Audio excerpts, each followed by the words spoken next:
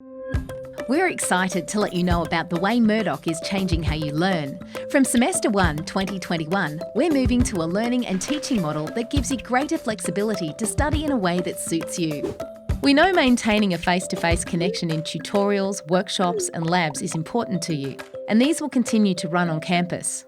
Research shows interaction and collaboration with peers and teachers in smaller ratio classes has the greatest impact on your learning.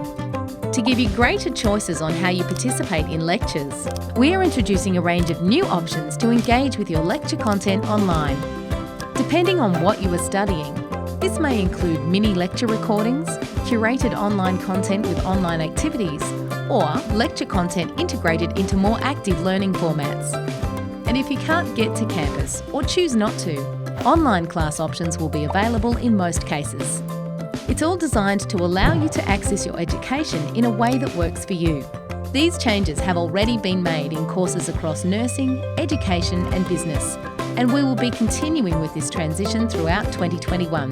There are lots of reasons to come to campus, including visiting the library, hanging out with friends at the Student Hub, participating in guild activities and social events, or getting support from student services like the Student Centre or My Murdoch Advice.